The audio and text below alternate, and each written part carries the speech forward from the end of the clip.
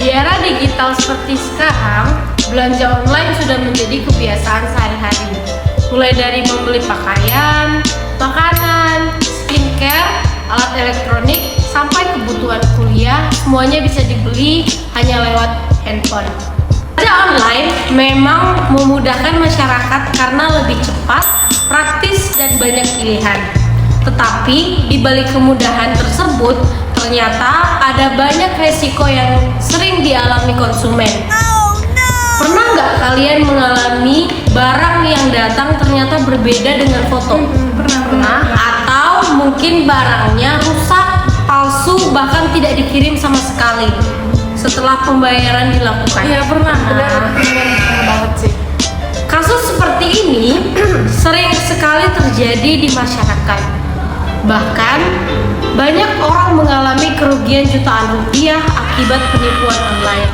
Sayangnya, masih banyak masyarakat yang tidak memahami bahwa konsumen sebenarnya memiliki perlindungan hukum.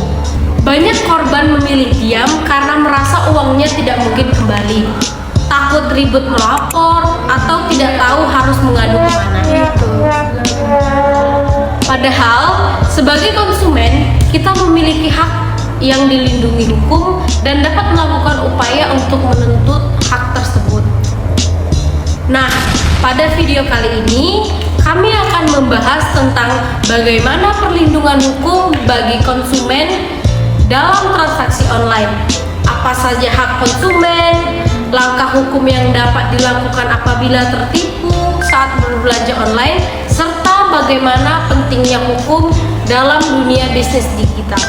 Jadi, ditonton video ini sampai selesai supaya kalian lebih memahami hak sebagai konsumen dan tidak mudah dirugikan dalam transaksi online. Oke.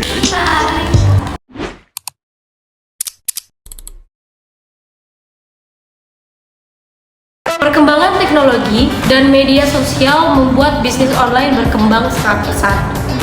Saat ini, hampir semua orang bisa menjadi penjual online hanya dengan menggunakan media sosial atau marketplace. Namun, perkembangan tersebut juga menyebabkan meningkatnya kasus penipuan dalam transaksi elektronik. Bentuk penipuan online yang sering terjadi, misalnya barang tidak sesuai dengan deskripsi, barang palsu, kualitas barang sangat berbeda dengan foto, penjual tidak mengirim barang, hingga toko online palsu yang sengaja dibuat untuk menipu konsumen. Ada juga kasus ketika konsumen sudah melakukan pembayaran, tetapi akun penjual tiba-tiba menghilang. Selain itu, beberapa penjual juga memberikan informasi yang tidak jujur demi menarik pembeli. Contohnya seperti mencantumkan foto produk yang bagus, padahal barang aslinya berbeda jauh. Hal-hal seperti ini tentu sangat merugikan konsumen.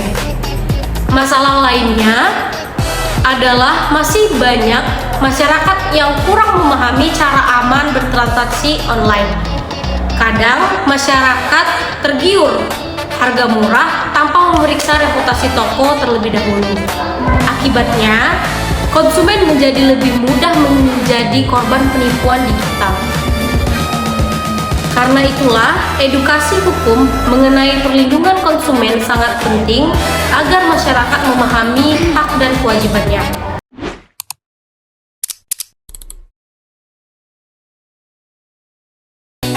Jadi sebagai konsumen, kita memiliki hak-hak yang harus dihormati oleh pelaku usaha sih khususnya. Nah, hak konsumen sangat penting karena bertujuan memberikan perlindungan kepada masyarakat agar tidak dirugikan dalam transaksi.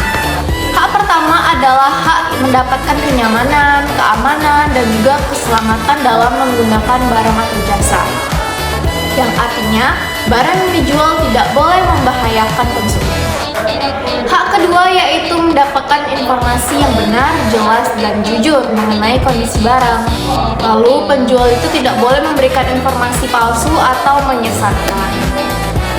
Dan juga seperti misalnya penjual barang imitasi tapi mengaku sebagai barang original, itu tidak boleh. Dan kemudian konsumen juga berhak mendapatkan barang sesuai dengan deskripsi yang ditawarkan. Jadi sesuai. Dan jika barang berbeda dari foto atau kualitasnya tidak sesuai, maka konsumen dapat mengajukan komplain. Selain itu, konsumen juga memiliki hak untuk didengar pendapatnya dan keluhannya. Karena itu, marketplace biasanya menyediakan fitur pengaduan dan ulasan. Hak berikutnya yaitu hak mendapatkan kompensasi atau ganti rugi apabila mengalami kerugian akibat kesalahan penjual.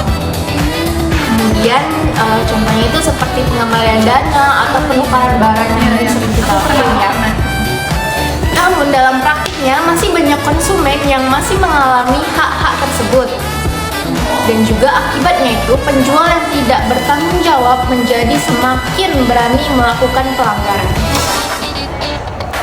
Karena itu penting bagi masyarakat untuk lebih memahami perlindungan hukum konsumen.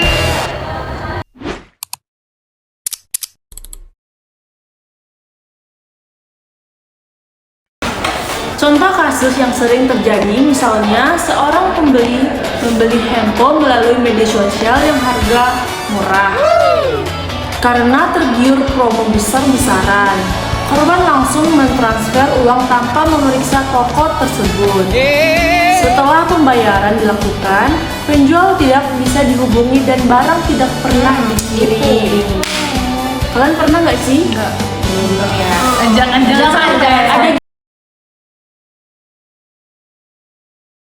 Pemirsa selalu teliti dalam membeli ya, apalagi kalau membeli barang elektronik lewat media sosial.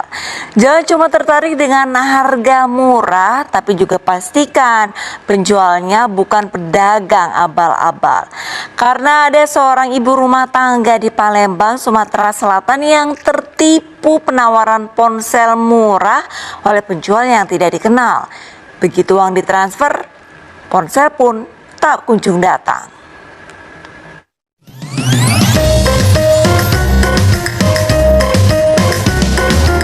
Dengan wajah kesalnya, ibu rumah tangga warga Jalan Ramajaya, Kecamatan Alang-Alang Lebar ini mendatangi Sentral Pelayanan Kepolisian Terpadu Polrestabes Palembang. Si ibu mengadu kalau dirinya telah menjadi korban penipuan pembelian ponsel melalui media sosial. Kejadian bermula saat si ibu yang memiliki akun di medsos tiba-tiba mendapat pesan singkat dengan modus hendak menjual ponsel murah. Tergiur dengan harga ponsel yang miring, akhirnya si ibu mencoba membeli ponsel dan mengirimkan uang terlebih dahulu. Tanpa pikir panjang, si ibu ini pun langsung mentransfer uang dengan harapan ponsel datang lebih cepat. Sayang beribu sayang, ponsel pun tak kunjung datang sampai sekarang. Duh bu, masih aja percaya sama penipuan kayak gini. Waspada buat para ibu rumah tangga nih, jangan tergiur dengan harga yang murah yang ditawarkan. Kalaupun ada prinsip ada uang ada barang perlu dipraktekkan. Dari Palembang, Sumatera Selatan, Muhammad David, iNews melaporkan.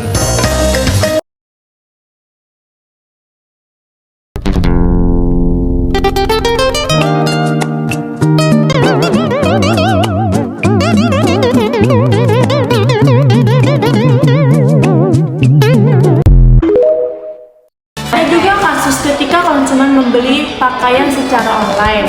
Di foto tuh terlihat bagus dan berkualitasnya tinggi, tapi saat barang datang ternyata bahan sangat tipis dan berbeda jauh dengan deskripsinya. Ini pernah kalau yang ini. Contoh lainnya yaitu penjual skincare ilegal yang tidak memiliki izin edar dan justru membahayakan kesehatan konsumen.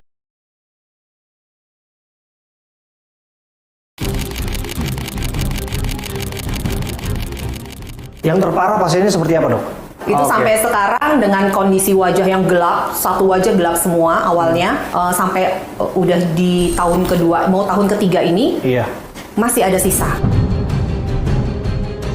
Sama masa setelah berhenti pakai merkuri yang berbahan bahaya itu, aku berpikirnya kalau itu akan sembuh, tapi ternyata malah makin parah. Jadi kalau nggak ada perlindungan di kulit kita, mutasi gen yang terjadi, kanker kulit.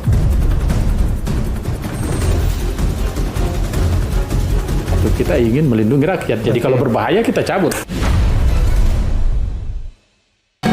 Kasus-kasus seperti ini menunjukkan bahwa transaksi online memiliki risiko hukum yang harus dipahami masyarakat.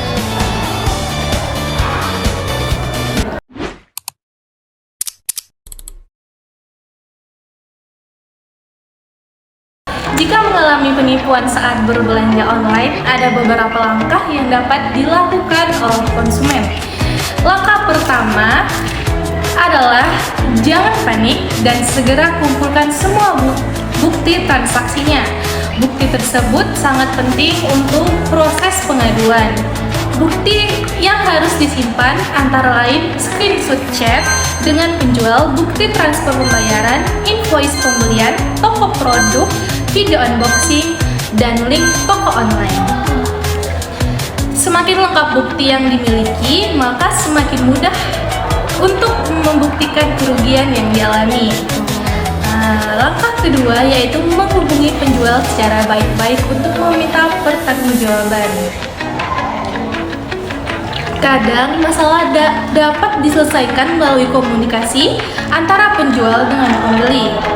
Namun, jika penjual tidak merespon atau menolak bertanggung jawab, maka konsumen dapat menggunakan fitur komplain yang tersedia di marketplace. Marketplace biasanya memiliki sistem mediasi antara penjual dan pembeli. Selain itu, konsumen juga dapat melaporkan kasus tersebut melalui layanan pengaduan konsumen.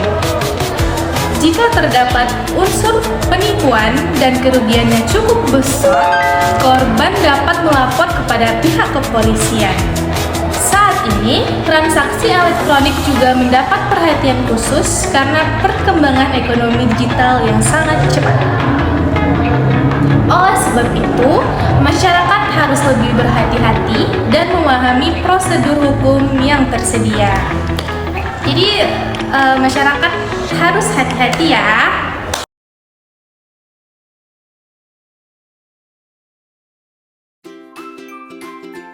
Assalamualaikum. Halo teman-teman, di video kali ini kakak mau berbagi pengalaman saat kakak beli sepatu online tapi harus diretur atau dikembalikan karena warnanya tidak sesuai dengan yang kakak suka. Ceritanya, kakak mau beli sepatu untuk latihan sepak bola via online. Nah, setelah paketnya dikirim, ternyata warnanya tidak sesuai dengan yang kakak pesan. Akhirnya kita retur atau dikembalikan ke penjualnya. Caranya mudah. Chat penjualnya terlebih dahulu untuk konfirmasi rencana pengembalian, lalu proses melalui menu pengembalian di aplikasi online shop kita. Alhamdulillah, kakak sellernya ramah banget, jadi kita dibantu proses untuk returnya. Kalian gak perlu khawatir. Jangan buru-buru kasih bintang 1 ya guys. Sini aku bantu kasih tutorialnya. Yang pertama pergi ke menu pesanan. Lalu pilih pesanan yang mau diretur. Scroll ke bawah pilih pengembalian dana. Lalu pilih kategori pengembalian. Lanjutkan dan masukkan foto atau video unboxing paket. Dan tambahkan pesan untuk penjual. Lalu scroll ke bawah. Pilih solusi pengembalian barang ya guys. Dan pilih metode pengembalian. Lalu ajukan guys. Setelah cetak barcode untuk resi pengiriman, paket kita bungkus dengan rapi untuk dikirim ke penjualnya. Pengembalian bisa via jasa pengiriman pilihan kita atau diserahkan ke agen jasa pengiriman yang telah bekerja sama dengan online shop langganan kita. Kebetulan agen jasa pengirimannya dekat rumah kakak, jadi kita antar langsung saja. Setelah diterima dan diproses, kita akan mendapat bukti tanda terima pengembalian.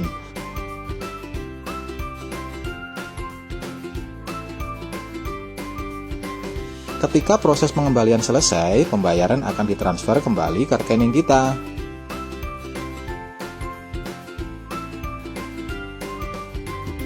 Selanjutnya, kakak cepat ulang sepatu pilihan kakak.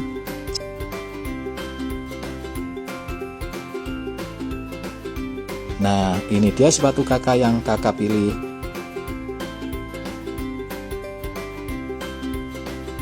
Bagi teman-teman yang mau beli sepatu seperti punya kakak, linknya sudah kakak cantumkan ya. Silahkan dipilih, semoga bermanfaat. Assalamualaikum.